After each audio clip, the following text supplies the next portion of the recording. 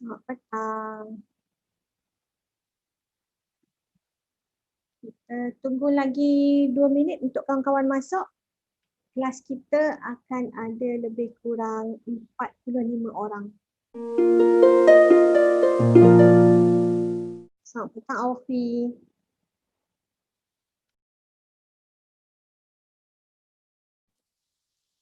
Okay, we have 35 in the room. Sepatutnya kita ada 45 orang, mungkin yang lain tak masuk lagi. Jadi kita mula dulu boleh? Apa khabar semua?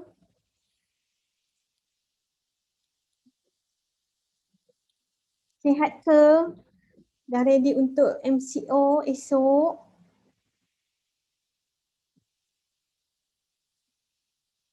Dengar saya tak? Ya, okey. Terima kasih kalau dapat dengar. Okey. Sorry saya ada batuk-batuk sikit 2-3 hari ni sebab macam sejuk kan. 2-3 minggu ni. Okey. Terima kasih Koko atas respon. Selamat petang sekali lagi. Terima kasih kerana hadir untuk kelas pada hari ini. Okey. Khabar baik, get well soon. Terima kasih Kimanda. Okey. Minggu lepas kita sudah go through topik sejarah bahasa Melayu dan juga pengenalan modul. Ada apa-apa pertanyaan tak sebelum kita mula dengan topik yang kedua iaitu dasar bahasa Melayu? Do you have any question? Selamat petang Nicholas. Any question regarding your analisis Japan ke, majalah ke, anything? Clarification ke? Sebab saya rasa kelas ni tak ramai sangat new students. Saya rasa kita masih lagi ada ramai student daripada minggu lepas. Ada new student tak? Do we have first timer kat sini? Tak ada. Okay, no question apa? Orang kata silent is golden kalau dalam bahasa Melayu. Senyap tu tanda fahamlah dan setuju apa-apa saja yang saya cakap. Jadi saya rasa we don't have any questions. So for today's topic, I will share my screen. Saya akan kongsi skrin saya. Okay. Hari ini kita akan belajar tentang dasar bahasa Melayu. Okay, apa yang anda faham tentang dasar bahasa Melayu? Dasar ni ada dua maksud. Okay. Apa yang anda faham bila saya letak tajuk ni? Dasar bahasa Melayu. Dasar bahasa Melayu saya rasa anda fahamlah. Malay language kan? Apa itu dasar? Basic. Basic. Thank you. Gayatri kata origin. Other than that? Belajar tak hubungan etnik? Ingat tak?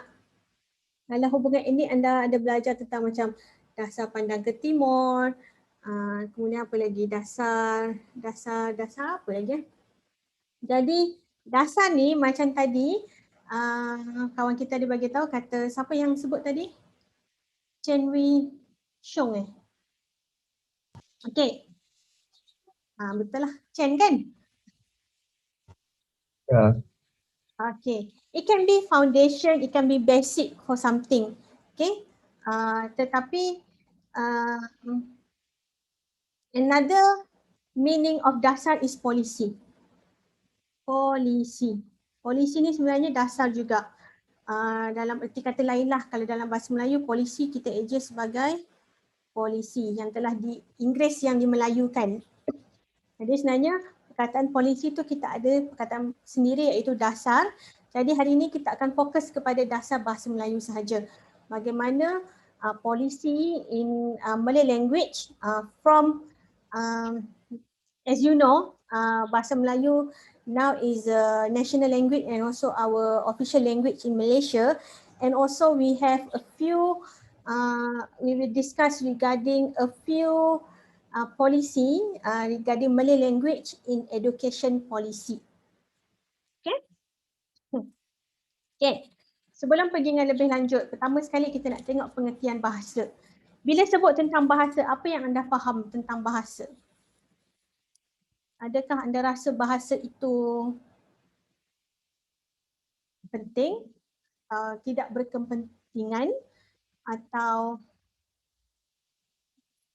bahasa itu satu keperluan?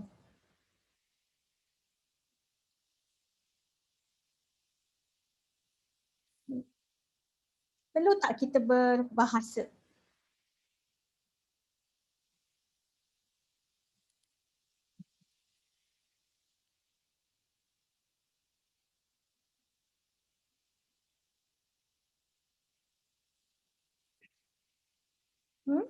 Perlu tak kita berbahasa?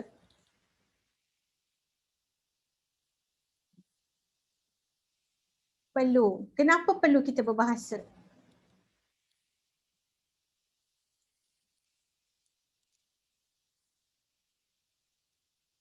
Pernah dengar tak orang cakap, kita perlu bagi tahu apa yang kita rasa. Kalau tak, orang tak tahu. We need to tell our friends or our family what we feel. If not, anybody will don't know about what we feel, what we thought, okay, what we thinking. So itu masalah utamalah kalau kita tak berkomunikasi, okay, dengan bahasa. Untuk komunikasi to understand each other. Yes, itu adalah untuk pengertian sebagai atau keperluan sebagai kita manusia untuk berbahasa. Dan sebenarnya bahasa ni sangat kompleks sebab kita ada pelbagai huruf, kan? Pelbagai perkataan. Daripada kepelbagaian perkataan ini sebenarnya kita sambungkan untuk menjadi ayat, kan? Seperti yang anda faham. Either in bahasa Melayu or English, anda boleh faham. Okay? So, to understand each other. Bahasa ni kita gabungkan untuk bercakap dan penggunaan dia sebenarnya secara meluas, sewenang-wenangnya macam Edward Sapir kata, secara arbitrari. Jadi, kita boleh gabung beberapa word untuk menjadi ayat-ayat yang kita boleh guna dan sampaikan apa yang kita rasa. Dan Bloch dan Traeger dia kata satu lambang bahasa itu adalah satu lambang pertuturan yang arbitrari yang digunakan oleh anggota masyarakat, okay, sebagai alat untuk berhubung, bekerjasama dan juga bergotong royong. Kalau kita tak berbahasa, bagaimana kita boleh memahami antara satu sama lain? Seperti yang berlaku pada Raja Namrud pada minggu lepas yang kita cakap tentang piramid tu kan. When the next day, everybody actually spoke a different language and they cannot understand each other. Lepas tu runtuhlah apa orang kata kerajaan Namrud tu sebab semua orang dah berpindah ke tempat yang lebih macam ke tempat lain lah.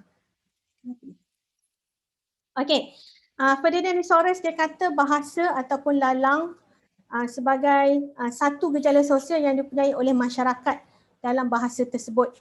Dan pertuturan la parole pula adalah satu penghasilan seseorang individu. Yang ini kita akan tengok daripada segi laras dan juga variasi bahasa yang kita guna dalam dalam sehari-hari lah. Okay, because our language actually is different to each other. Okay, it will actually contribute by a few factors such as socioeconomy, education background, family background. It will influence to our how we speak actually. Okay, tahu tak anda tentang Akta Kebangsaan, Akta Bahasa Kebangsaan ataupun Perkara 152? Saya rasa semua orang pernah dengar Perkara 152. Yang mana Perkara 152 ini mengatakan bahawa bahasa kebangsaan ialah bahasa Melayu dan hendaklah dalam tulisan diperuntukkan melalui undang-undang oleh Parlimen. Okay, dia kata kat sini bahasa kebangsaan ialah bahasa Melayu. Okay, dengan syarat. Okay, dengan syarat tiada seorang pun dilarang atau dihalang. No one actually can be forbid to use other language. Okay, menggunakan ataupun mempelajari bahasa-bahasa lain. Bahasa-bahasa lain termasuklah bahasa Mandarin, Tamil, Iban, Telugu, apa-apa saja bahasa boleh belajar atau boleh diajar. Okay. Kemudian, dan tiada apa-apa jua dalam pasal ini boleh menjejaskan hak kerajaan persekutuan atau hak mana-mana kerajaan negeri untuk memelihara dan meneruskan penggunaan dan pengkajian bahasa mana-mana kaum. Okay. Jadi, kerajaan tahu bahawa bahasa Melayu dijadikan sebagai bahasa kebangsaan. It's already apa orang kata stated in Malaysian Constitution. Bahasa Melayu is a national language, but other language can be used. Kita tak macam Indonesia. Okay, bukan nak kata buruk tentang Indonesia, tapi kita tak macam Indonesia kerana kerajaan kita memahami betapa pentingnya our own our ni lah common people, our citizen actually need to practice their culture, need to practice their language. Kalau di Indonesia kita dapati bahawa kawan-kawan kan Indonesian nama Chinese, muka Chinese tapi nama Indonesia, speak Indonesia, cannot speak Chinese. Even they cannot have a Chinese name because of the kerajaan tidak benarkan. Kerajaan actually forbid etnik-etnik yang lain untuk mempunyai nama dalam etnik mereka sendiri. Sebab itulah dia kata bahasa Indonesia adalah bahasa utama dan satu-satunya bahasa yang digunakan di Indonesia. Jadi everyone, Indonesian citizens need to speak bahasa Indonesia and need to have only Indonesian name. Tak boleh ada nama Chinese ke, nama dalam Tamil ke, tak boleh. Itu yang berlaku pada Indonesia dan kita masih lagi ada ethnicity. Di Indonesia ethnicity itu macam sudah dihapuskan. Tapi kita pun masih bersyukurlah sebab kalau dia kata tak boleh, semua orang kena guna nama Melayu. Kena guna nama yang menunjukkan Malaysia. Kan susah. Kita dah tak ada identiti kita sendiri. Jadi negara kita masih ada apa tu orang kata kepelbagaian dalam mengamalkan hak masing-masing. Ini apa yang diambil daripada Perlembagaan Malaysia ataupun Perlembagaan Persekutuan halaman 304 iaitu tentang bahasa kebangsaan perkara 152. Okey, kurungan 1 dan juga kurungan 2 lah. Okey, Badan Bahasa Melayu. Pernah dengar tak nama Dewan Bahasa dan Pustaka? Have you heard Dewan Bahasa dan Pustaka? Apa itu Dewan Bahasa dan Pustaka? Cuba baca dulu. Saya ada teks nak kena hantar jap.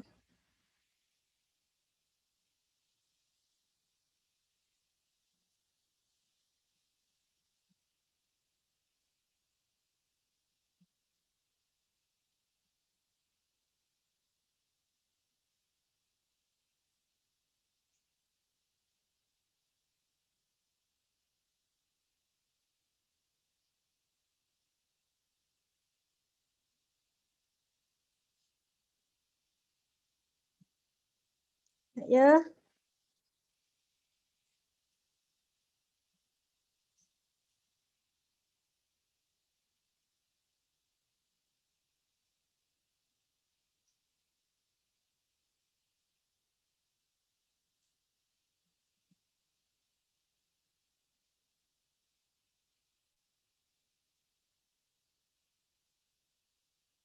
Sorry. Actually, I need to hire new lecturer. So HR contact. Okay, dah baca Dewan Bahasa dan Pustaka? Ini apa yang dibuat ataupun responsibility daripada Dewan Bahasa dan Pustaka, iaitu satu badan yang bertanggungjawab untuk menjaga dan juga memelihara bahasa Melayu. Di samping dia juga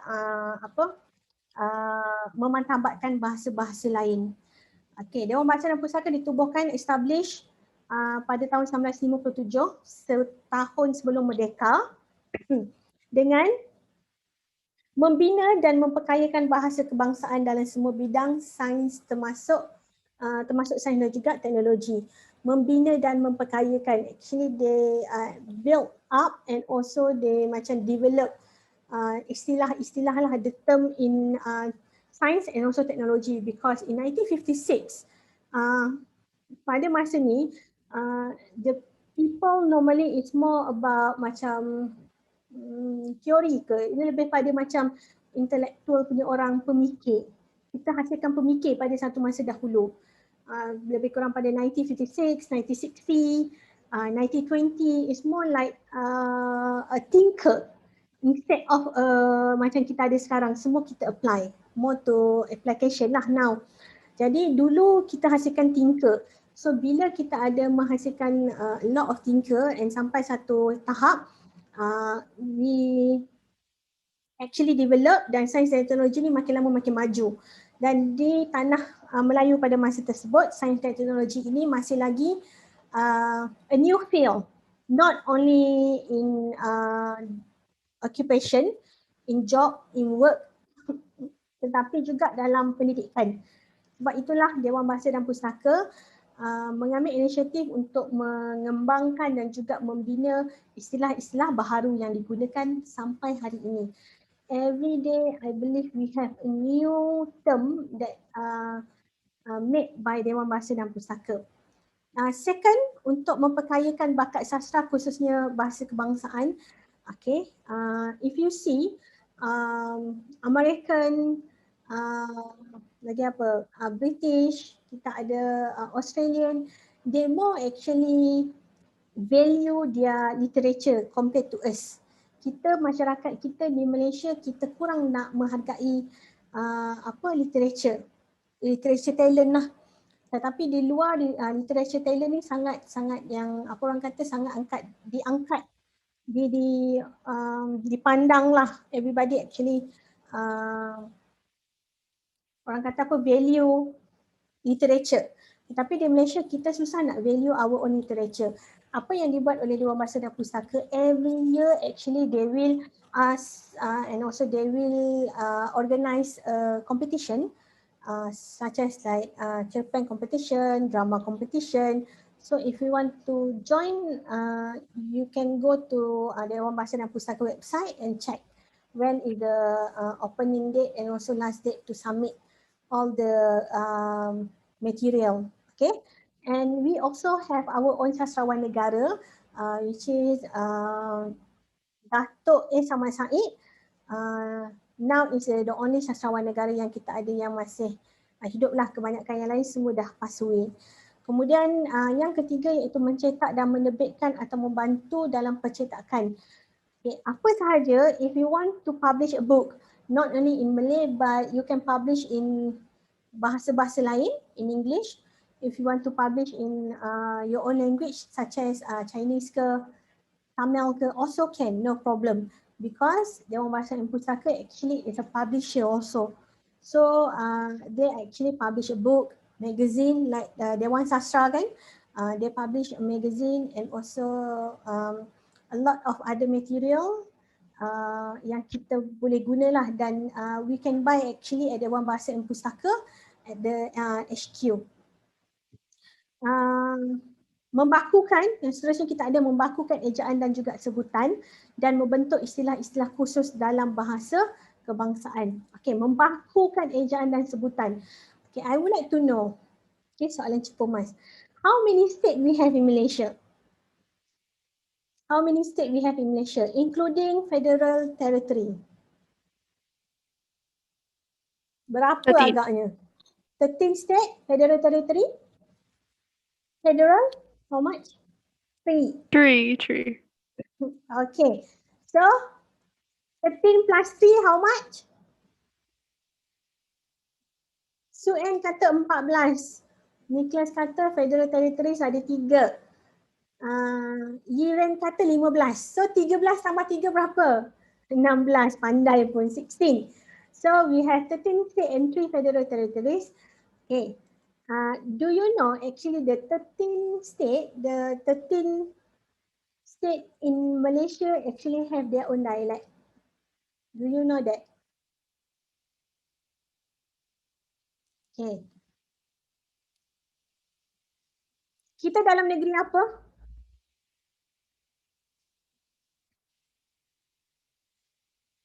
Selangor. Apa lagi negeri kita ada? Ada dari Selangor, what is negeri yang kita ada? Melaka. Penang. Okay, Pulau Pinang. Then we have Johor. Then we have Kelantan. Then we have Terengganu.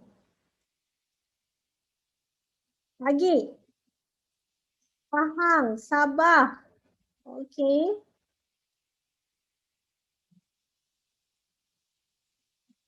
Perlis, Kedah, Perak. Lagi? 12, 13. Sarawak. Correct. Negeri Sembilan. Okay. So this is the state in Malaysia. Okay. Sorry. Ini adalah negeri-negeri yang kita ada, and every state here actually have their own dialect. Believe me or not? Are you believe me if I said every state have their own dialect? Yes. Saya actually kata ya. Dan jawapannya ialah betul kerana setiap negeri ini kita ada sebutan dan juga ejaan mereka sendiri. Oleh itu, ianya membawa kepada poin yang keempat, membakukan ejaan dan sebutan. Hal ini kerana kita ada banyak dialek yang menggunakan yang digunakan oleh rakyat Malaysia. Jadi bagaimana sebenarnya in 1956 they wanted to have like bahasa baku. How they actually implement it. Okay.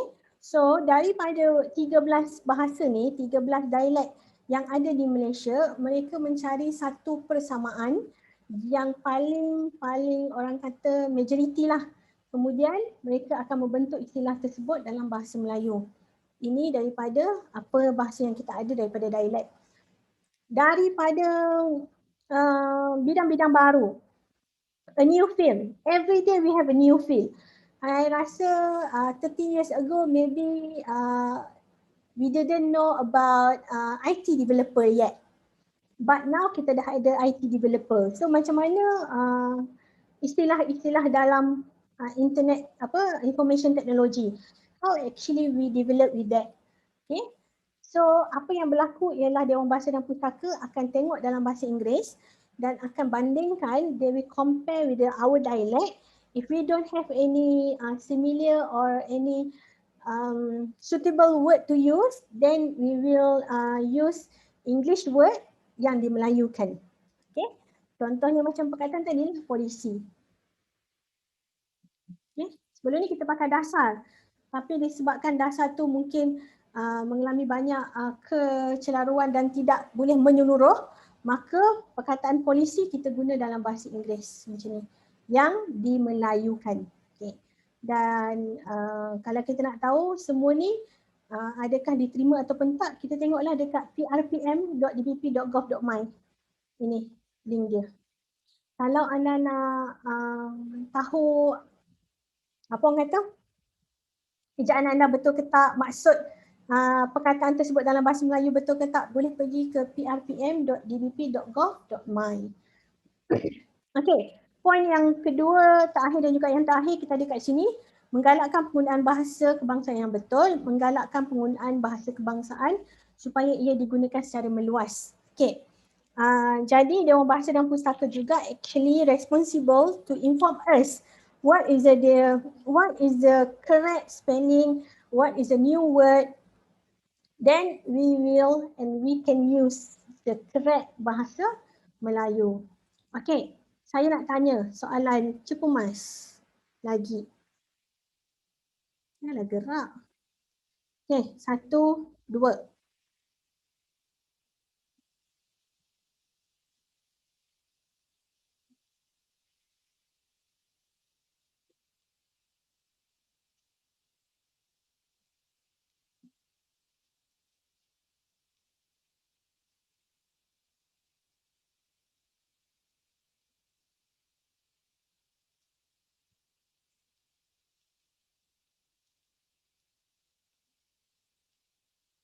Kita ada dua ayat. Ayah ialah doktor di hospital atau ayah adalah doktor di hospital. Mana satu yang betul? Ramai yang kata ialah yang betul. Nombor 1. Jawapannya betul. Okey, tetapi adakah kita menggunakannya dengan betul? Jadi itulah yang dipertanggungjawabkan kepada Dewan Bahasa dan Pustaka. Everyone know. Okey. Ayah ialah doktor di hospital dan yang salahnya ayah adalah doktor di hospital. Sebab ialah mesti hadir sebelum kata nama. Doktor ni is a noun. So we need to use ialah. Kalau adalah we need to follow with the adjective. Okay, ini adalah tugas-tugas yang perlu disampaikan oleh Dewan Bahasa dan Pustaka. If you want to know how to use bahasa Melayu dengan betul, maybe a daily post, something like that, you can follow their Twitter and actually they will post sometimes a pantun, a peribahasa, idiom or a spelling or translation from bahasa Inggeris. Which one is the correct word that we can use. Okay. So itu adalah Dewan Bahasa dan Pustaka, badan yang bertanggungjawab untuk memajukan bahasa Melayu. Okey, ini adalah peringkat-peringkat perancangan bahasa di mana peringkat perancangan dia biasanya akan melibatkan langkah membuat keputusan mengenai dasar, mengumpulkan data dan juga menyusun strategi. After they get all the materials, macam membuat kajian lah, ni more to kajian punya level, and after that they go to the peringkat pelaksanaan di mana peringkat pelaksanaan yang pertama is pengokodan. They will code the word in kamus, in our dictionary, and then they will look also a similar word in our dialect. Okay, do we have a similar meaning in our dialect or don't? If don't, and then we will use English like I mentioned, and then they will make sure the spelling is correct and also the meaning is correct. And after that, mereka melakukan pemupukan di mana pupuklah kita nak baca. Jadi kita nak bagi orang lain guna, okay, dia bagi tahu kepada semua orang, okay, this is how the spelling is for contohnya tular. Okay, this is the word for viral. We cannot use viral, we need to use tular. Okay, jadi dia bagi tahu dan semua orang pun memakai ataupun menggunakan perkataan tular ni.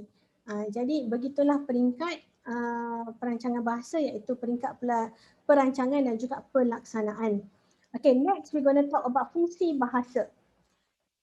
As you know, bahasa Melayu adalah bahasa kebangsaan. Ini adalah fungsi bahasa Melayu. Selain itu, bahasa Melayu juga berfungsi sebagai bahasa rasmi. Kita ada bahasa Melayu sebagai bahasa perpaduan dan juga pendidikan. Okay. Bahasa Melayu sebagai bahasa rasmi, official language, national language, unity language, and also we have educational language. Dan ini adalah fungsi bahasa Melayu yang penting. Okay, kita tengok bahasa rasmi. Apa itu bahasa rasmi? Okay, I believe you know that bahasa rasmi adalah bahasa official untuk negara kita, iaitu bahasa Melayu yang hendaklah digunakan dalam semua maksud rasmi. For example, like you want to submit a form to government, so you need to write your form in bahasa Melayu. You want to submit a letter for sponsorship, for example, you need to submit in bahasa Melayu. If you are one of the government servant, so you want to conduct meeting, so you need to conduct in bahasa Melayu. Okay, that one is bahasa rasmi.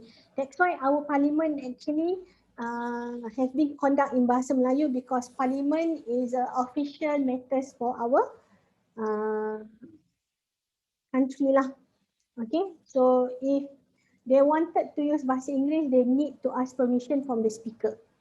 Okay, kemudian kita ada bahasa kebangsaan, iaitu bahasa kebangsaan ataupun national language actually is function as our identity language. Jadi bila pergi dekat US ke UK ke, orang tanya, orang Malaysia, are you Malaysian? You say yes. Okay, what is your national language? Dia pun tanya macam tu. And then what will you ask? You answer. Your answer is, adakah bahasa kebangsaan kita bahasa Melayu ataupun bahasa lain? Okay, jawapan dia dah tentulah bahasa Melayu kan. Jadi bahasa Melayu is our identity because when we orang kata mention Malaysia, everyone will know that Malaysia speak bahasa Melayu. Okay. So it's become our identity, it's become our country identity. Okay, kenapa ianya dipilih sebagai bahasa kebangsaan? Salah satunya kerana ianya adalah salah satu bahasa tempatan ataupun peribumi yang lama dan bahasa majoriti yang digunakan sebagai alat perhubungan. Okay, if you remember during divide and rule policy by siapa tu? British, mereka meletakkan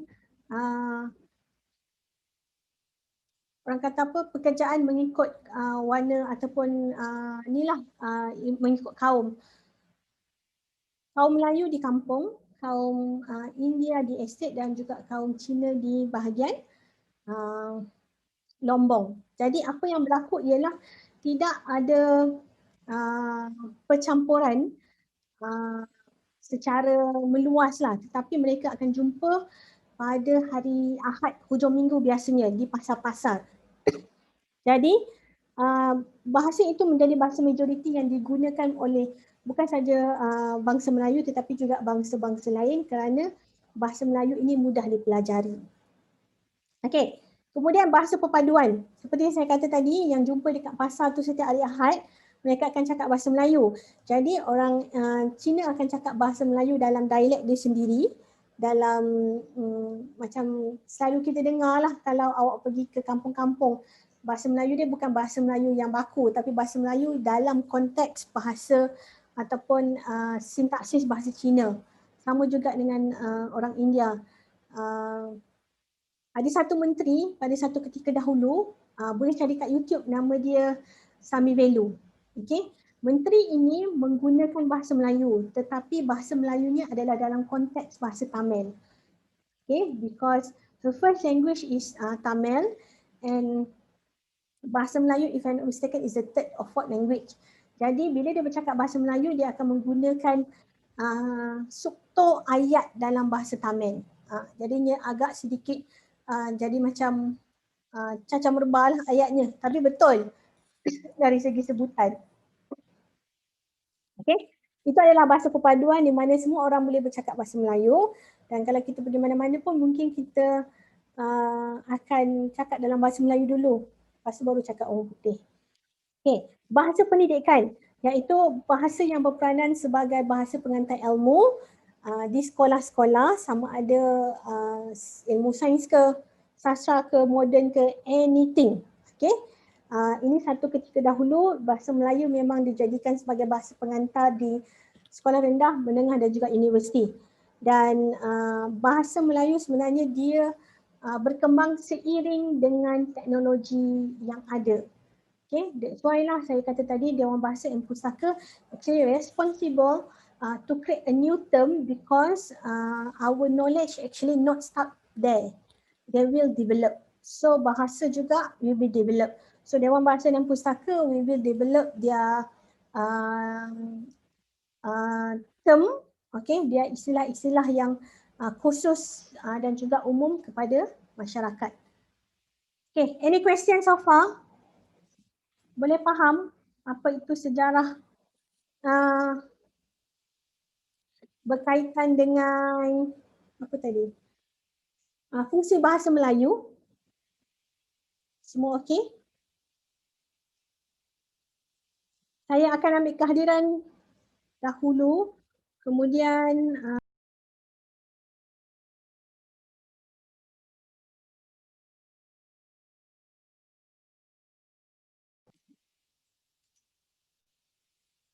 okey, boleh kita mula. 10 minit sudah berakhir. Sekarang pukul 2.50. Okey. Kita akan berbicara ataupun membincangkan tentang bahasa Melayu dan juga dasar pendidikan. Ya, kita akan tengok more to educational policy that involve bahasa Melayu as a bahasa pengantar, as a medium of language in education. Okay, yang pertama sekali kita tengok bahawa bahasa Melayu merupakan bahasa yang digunakan di sekolah Melayu semasa pemerintahan Inggeris. Okay, this is because we have a few type of school. Sekolah Melayu, sekolah Inggeris, kita ada sekolah vernacular iaitu sekolah Cina dan juga sekolah Tamil. Okey, termasuk sekolah Melayu ni sekolah vernacular jugalah. Oleh yang demikian, sekolah Melayu akan menggunakan pengantar bahasa Melayu selepas kita ada beberapa polisi. After we introduce a few policy, then bahasa Melayu fully used in sekolah Melayu, okay? Not only one subject in the school. Before this is only one subject. Okay, jadi di sekolah menengah pula terdapat dua bahasa yang digunakan iaitu bahasa Melayu dan juga bahasa Inggeris. Dan bahasa Inggeris untuk sekolah menengah hanya sebagai satu mata pelajaran sahaja sehinggalah tahun 1979 that we already use bahasa Melayu fully from standard 1 until standard 5. Kemudian kita tengok dia kata kat sini, poin yang ketiga. Walaupun bahasa Melayu digunakan sebagai bahasa pengantar dan mata pelajaran khusus. Okey, walau bagaimanapun bahasa Melayu digunakan sebagai bahasa pengantar dan mata pelajaran khusus di maktab perguruan sejak 1990-an lagi. Okey, tahun 1900. Okey, hal ini kerana maktab perguruan ni sangat menitik beratkan untuk menggunakan bahasa Melayu lah kerana terdapatnya buku iaitu 3 jilid buku pelita bahasa, buku daftar ilmu mengarang Melayu dan juga daftar ejaan Melayu yang digunakan. Ini ditulis oleh Zakbar, Zainal Abidin yang kalau anda masih ingat kita bincang pada minggu lepas. Kemudian bahasa Melayu dalam pendidikan dapat dilihat berdasarkan zaman ataupun era yang kita panggil sebagai zaman pra-merdeka, zaman pasca merdeka dan juga zaman dasar ekonomi baru. Di dalam zaman-zaman ini actually they focus on Malay language as medium of delivery in school. Okay. Zaman pra-merdeka yang kita ada 1957, kita ada laporan Burns, laporan Fenwu, ordinans pelajaran dan juga laporan Razak. Ada 4 laporan untuk zaman pra-merdeka. Zaman pasca merdeka kita ada laporan Rahman Talib dan Akta Pelajaran disatukan. Dan zaman dasar ekonomi baru kita ada Akta Pelajaran 1979. Selepas 1979, 1979, our education policy actually maintain. Kerana apabila zaman dasar ekonomi baru ini, Akta Pelajaran telah menitik beratkan bahasa Melayu sebagai bahasa pengantar in every school, national school, dari darjah 1 sampai darjah 5, from standard 1 to standard 6 until form 1 to form 6. Okay. Okay, kita tengok dulu laporan Burns 1951 dan juga laporan Fenwu yang penting kata apabila menjelang merdeka timbul kesedaran untuk mewujudkan sistem persekolahan. Sebab sebelum ni our sistem persekolahan, our educational system is more to sekolah pondok. Kalau ingat, kalau nanti anda belajar, it's more to sekolah pondok dan juga madrasah. Di mana is more towards to Islamic religion. Okay, bukannya macam akademik. Okay, that's why in Malaysia we have like madrasah education and also we have academic education. Dua ni satu benda yang berbeza lah kerana education dekat madrasah is more towards to Islamic religion and also in in school it's more to academic. Okay, two different things. So I think nearly to merdeka, so our school is more towards to academic, not only madrasah. We still have madrasah until now. I think masa COVID ni pun all of you actually aware that beberapa sekolah tahfiz kena COVID kan. Actually itu adalah pendidikan madrasah lah di negara kita. Okay. Kemudian kita tengok laporan Burns 1951 yang dipengerusikan oleh L.J. Burns. L.J. Burns ni sebenarnya seorang pengarah latihan sosial dari University of Oxford. Okay, dia datang, dia kata dia rasa macam education kita dekat Malaysia ni sangat macam masih lagi baru, dan dia kata kat sini untuk education di Malaysia we need to menaik taraf pencapaian pelajar. We need to upgrade a student achievement, terutamanya Melayu. Okay, kata Melayu kan tak nampak bangsa lain. Okay, kemudian yang kedua, meningkatkan kualiti guru, meningkatkan pencapaian pedagogi pelajar di maktab dan mencadangkan kurikulum latihan guru. Dia nak dia nak make sure teachers quality is up to date with the new pedagogy. Sebab itulah dia kata meningkatkan kualiti guru dan juga pendidikan supaya guru dapat melahirkan murid-murid yang bagus. Okay, yang ketiga, mencadangkan apa-apa saja cara untuk membaiki pentadbiran. Our administration is still weak that time. 1951, kita pun tak tahu macam mana keadaan dia kan pada masa tersebut. Jadi ini 3 perkara penting yang dicadangkan oleh jawatankuasa ni. Disebabkan nombor 1 dia kata meningkatkan taraf pencapaian pelajar Melayu. They want to upgrade Malay students achievement in sekolah vernacular. Yang inilah yang dirasakan oleh kaum Cina pada masa tersebut yang mengambil sistem pendidikan dari tanah besar Cina. They actually use the same syllabus in mainland China because they actually self-funded. Okay, they actually self-funded. It's not get support from the government. That's why they bring teachers and also material from mainland China. Okay, jadi banyak sebenarnya dalam laporan ni dia more towards to Melayu. Contohnya tadi dia kata meningkatkan pencapaian pelajar Melayu. Mencadangkan penubuhan sekolah kebangsaan menggunakan bahasa Melayu atau bahasa Inggeris sebagai bahasa pengantar. Dia nak buat a few school sahaja. Dia tak nak sekolah-sekolah yang lain daripada sekolah yang menggunakan bahasa pengantar Melayu dan juga Inggeris. Kemudian dia kata tujuan sekolah Melayu sebagai memupuk perkembangan individu ke arah kecemerlangan dan juga dari segi kemahiran, pengetahuan dan lain-lain lah. Tetapi laporan Burns tidak mendapat sambutan baik daripada masyarakat Cina kerana dia rasa bahawa laporan Burns ini rasis. Hanya lihat kepada pelajar Melayu dan orang berbangsa Melayu dan juga lebih kepada pendidikan Inggeris. Jadi apa yang dibuat oleh masyarakat Cina pada masa ini, mereka membuat satu lagi jawatankuasa iaitu dipanggil jawatankuasa Fen Wu. Fen Wu ni sebenarnya daripada 2 orang. 2 orang saya tak ingat nama betul dia dah. Tapi Fen dan juga Wu adalah 2 orang membuat laporan ini, di mana laporan ini lebih kepada dia kata sebagusnya kita ada satu sekolah yang berasaskan kaum. Satu sekolah yang tidak berasaskan kaum. Dia kata tidak berasaskan rasis lah. It's not racist. Only one school. Menggunakan bahasa Melayu ataupun bahasa Inggeris sahaja sebagai bahasa pengantar. But the other language can be used. Kalau tengok bilangan dalam kelas lah. Okay. Kemudian laporan Fen Wu ini pun ada bagi tahu bahawa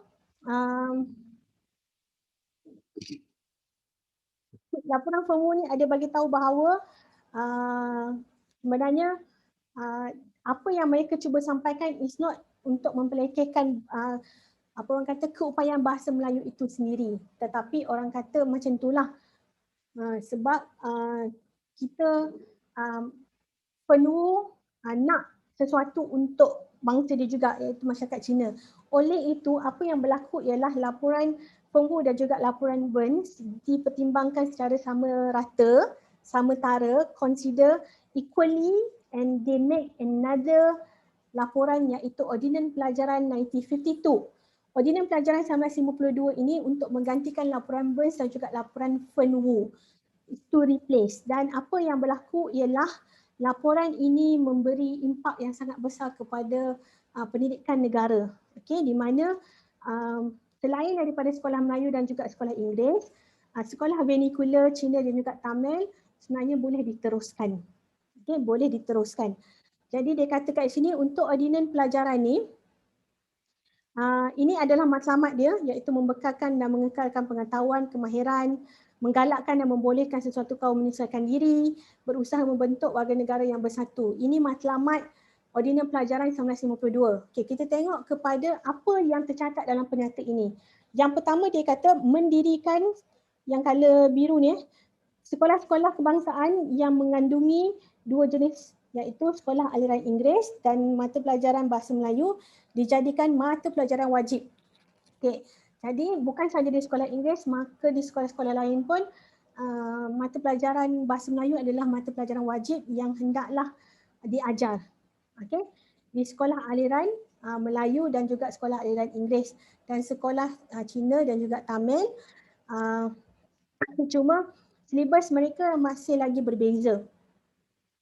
Sekolah-sekolah yang menggunakan bahasa Perantau Cina dan Tamil boleh disediakan jika terdapat 15 orang. Okay? 15 orang dalam satu kelas yang faham Mandarin, for example. Kalau ada 16 orang, 15 orang faham Mandarin, seorang je tak faham. Jadi cikgu sebenarnya ada hak untuk mengajar dalam bahasa Mandarin. Ini apa yang diberikan oleh Ordinan Pelajaran 1952. Kemudian kerajaan mula untuk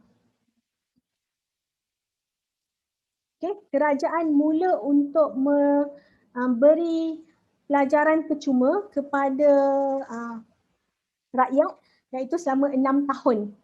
Setiap orang akan dapat equally, sama ada dia di sekolah Cina ke, sekolah Tamil ke, sekolah Inggeris ke, sekolah Melayu ke, semua dapat pelajaran percuma selama 6 tahun.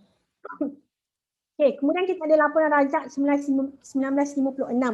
Untuk laporan Razak yang dibuat oleh Tun Abdul Razak pada ketika itu Datuk lah 1956, laporan ini sebenarnya mencadangkan bahawa sekolah-sekolah rendah dan sekolah-sekolah rendah yang menggunakan bahasa Melayu ini menjadikan bahasa Melayu sebagai bahasa pengantar bukan sahaja salah satu mata pelajaran, tapi menggunakan bahasa Melayu sebagai bahasa pengantar dan bukan lagi bahasa Inggeris. Okay. Yang kedua, mengadakan satu sukatan pelajaran yang sama bagi semua sekolah. Tadi 1952, they can use their own syllabus tapi need to include subjek bahasa Melayu. But now in 1956, laporan Razak dia mengatakan bahawa semua syllabus di sekolah rendah dan juga menengah di tanah Melayu for that time 1956 need to be standardized. Okay. Sebab itulah kalau kita tengok sekarang ni untuk sekolah rendah dan juga menengah, if paper, exam paper, it's macam a big paper, something like UPSR, PMR that time, and also SPM is standardized for the whole country. Okay, disebabkan oleh sukatan pelajaran yang sama. Kemudian jawatankuasa mahu supaya tumpuan diberikan kepada bahasa Melayu sebagai bahasa kebangsaan dan pengantar kepada sekolah-sekolah dan terutamanya di sekolah kebangsaan, sekolah rendah kebangsaan ataupun sekolah menengah kebangsaan. Okey, yang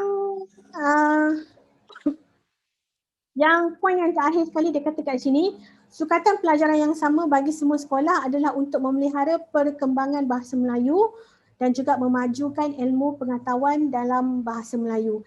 Jadi sekolah seperti sekolah vernacular Cina dan juga Tamil yang hendak mendapat funding daripada kerajaan, mereka hendaklah menggunakan bahasa Melayu dalam subjek bahasa Melayu, barulah mereka boleh dapat duit daripada kerajaan. It's not self-funding anymore.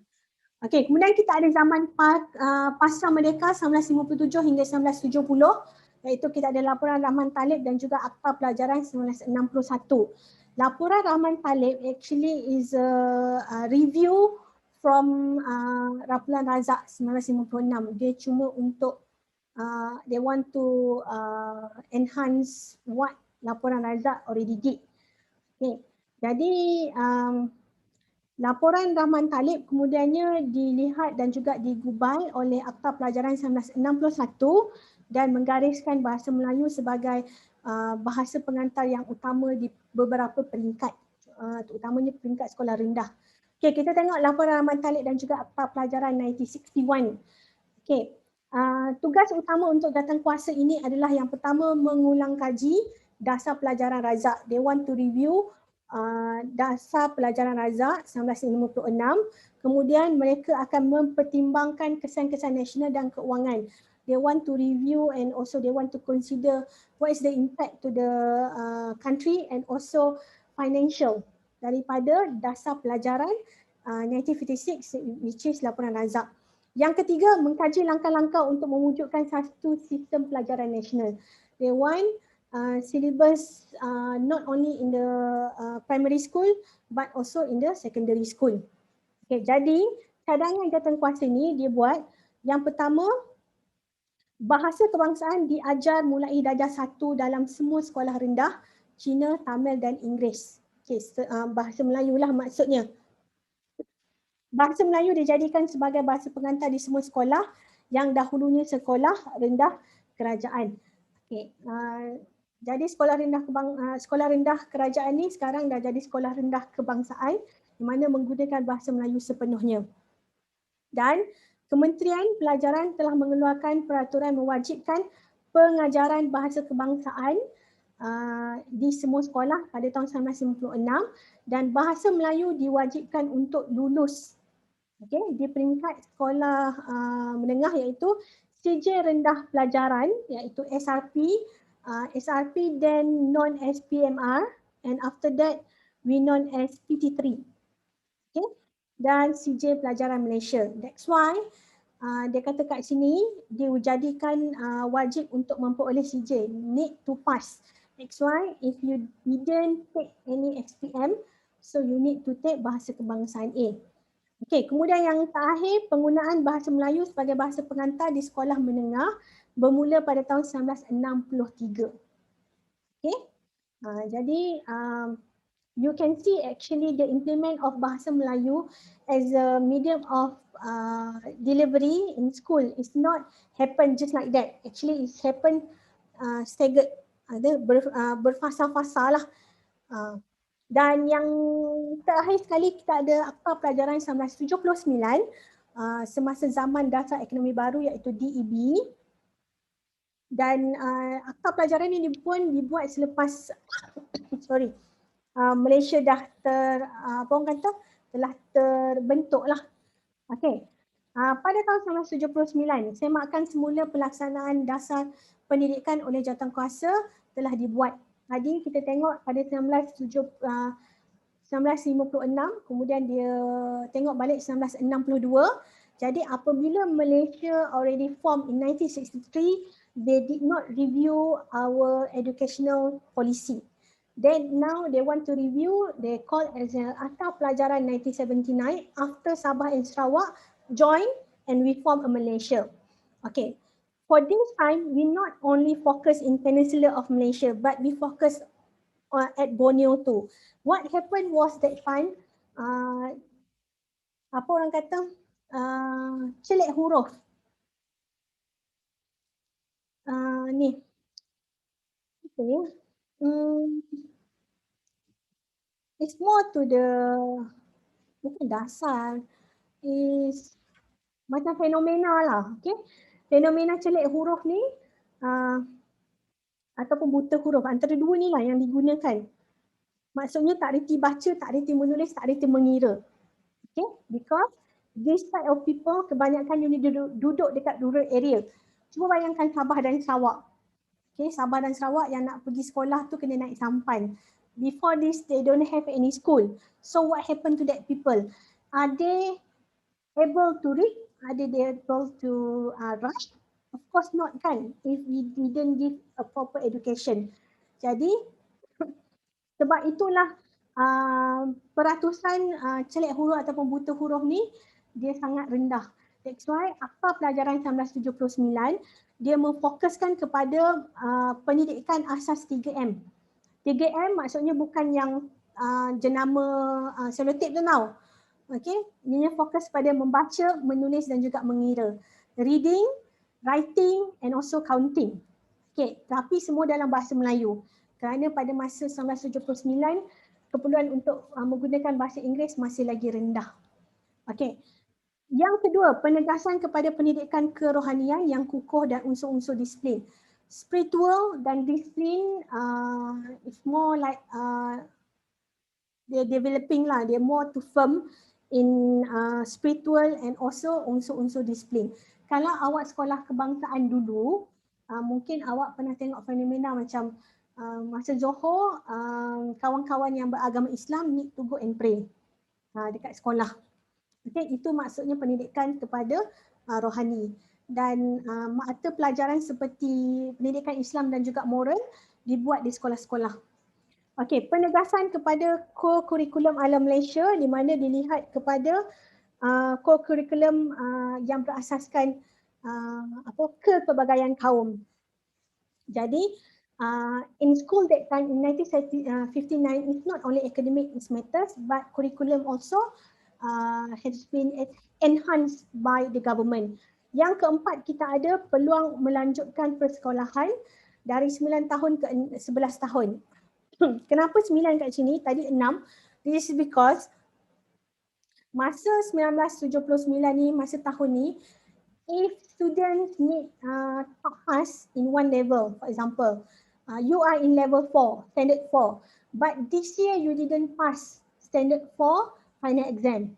So what happened was you need to repeat standard 4 next year until you pass. Then when you join standard 5, you must be like 1 or 2 years older than the rest. That's what happened in our education system back time. Okay, kemudian melincingkan tata cara pengurusan pelajaran is more to administration because they want to make sure our our education quality is improved time to time. Okay, jadi dekat sini pun dia kata pada tahun 1980 bahasa Melayu menjadi bahasa pengantar lengkap. Okay, from standard 1 to standard 5, from standard 1 to standard 5 this already done in 1962. But in secondary school they just implement everything in 1980, which is from Form 1 until Form 5, so students use bahasa Melayu as their medium of delivery. Okay, meanwhile for Form 6, we have lower 6 and also upper 6 in 1981 and also 1982. And this is what still happen nowadays.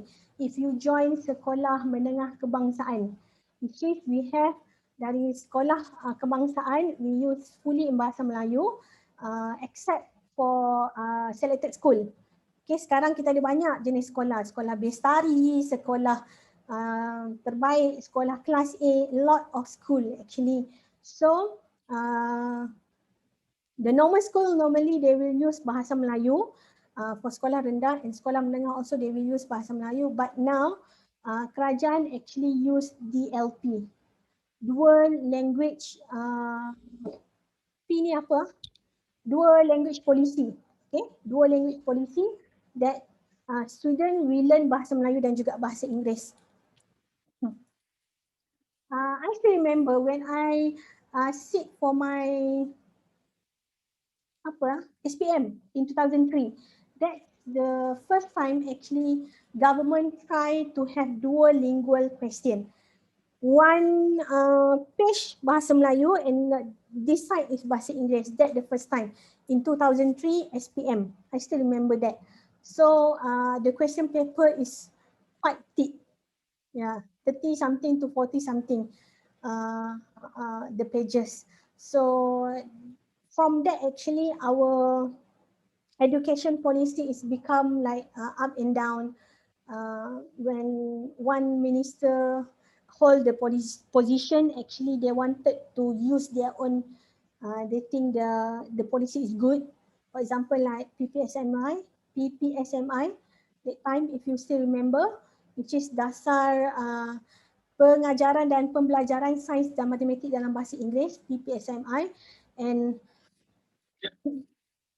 totally abolished in 2012 bila kita ada buat rusuhan yang agak besar sebenarnya di Malaysia that time.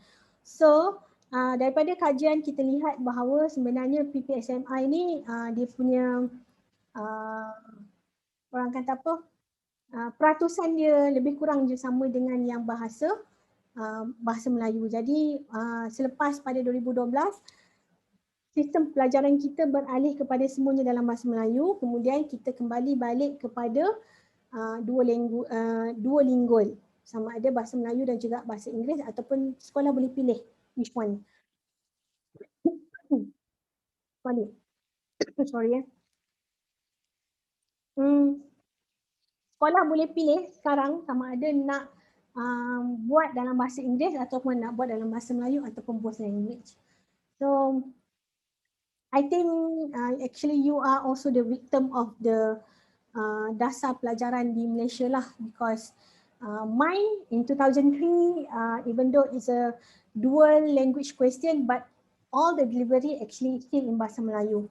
After that in 2007 and onwards, after they implement PPSMI, everything is become more chaos lah until now. Our education policy is still not stable. Okay, I believe you have your own opinion. If you like to share, you can unmute yourself and also share what is your opinion towards our Malaysia education policy. The floor is yours if you want to share.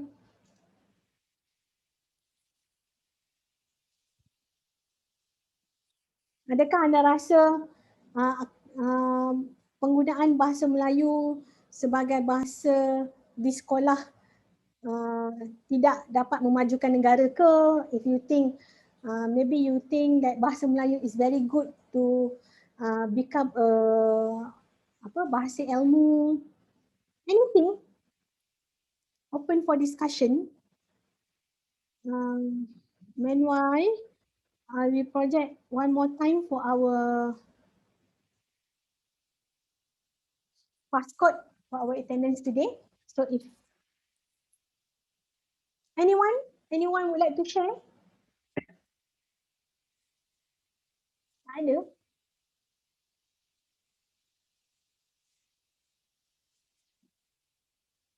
Jangan takut.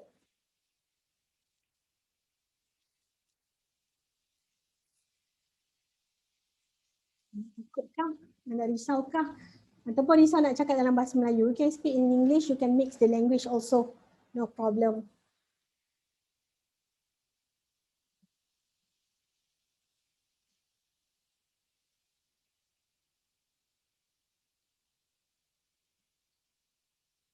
Our education policy in school and also in compared to university, our university actually much more stable.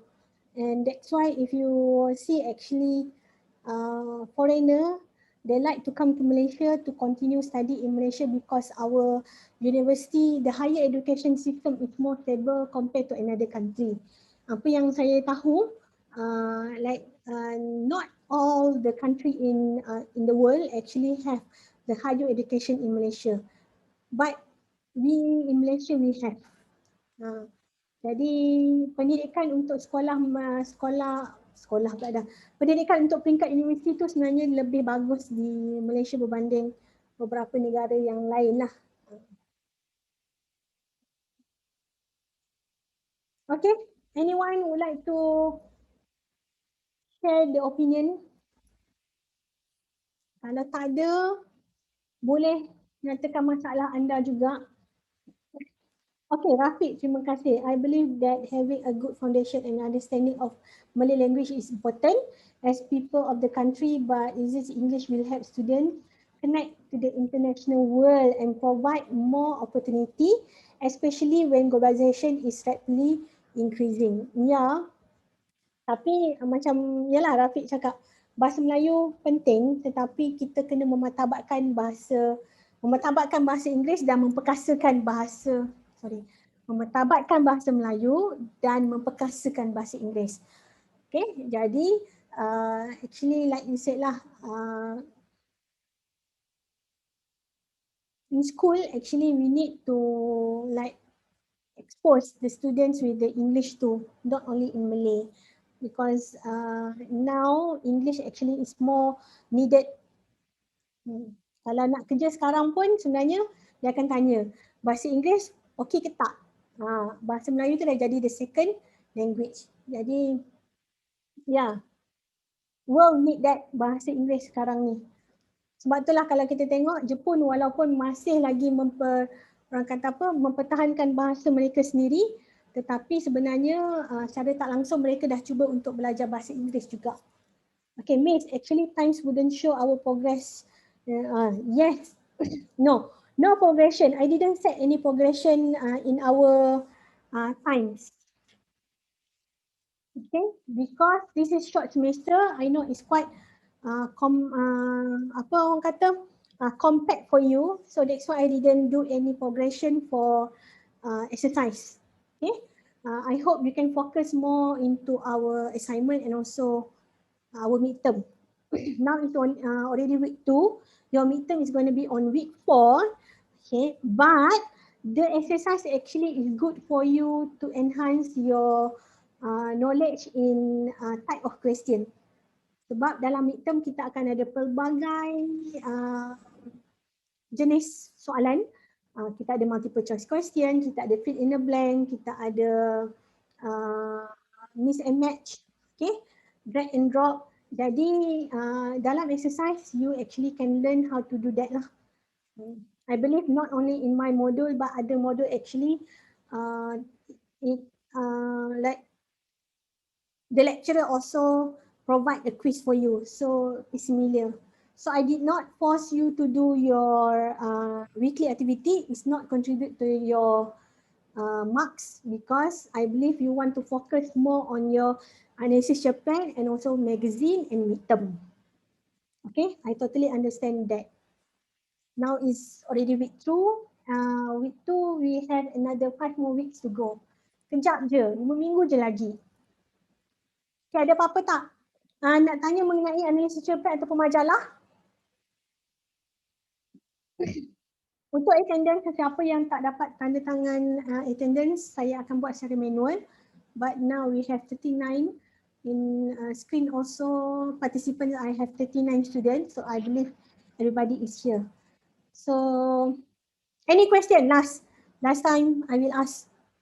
Any question? Silent is golden. I know. Okay, kalau tak ada, sampai sini saja dahulu kelas kita. Thank you so much for the dasar bahasa Melayu. I think lepas ni dah tak ada sejarah dah. It's more to tata bahasa dah. Okay, kita akan tengok hari Selasa ni. Hari Khamis, maafkan saya, hari Khamis kita akan belajar tentang laras dan juga variasi bahasa. Okay, boleh baca nota dulu, kemudian boleh datang kelas dan fahami topik berkenaan. Okay, thank you so much everyone. See you next time on Thursday. Bye-bye. Thank you, Miss. Thank you, Miss. Thank you, Miss. Bye-bye. Thanks.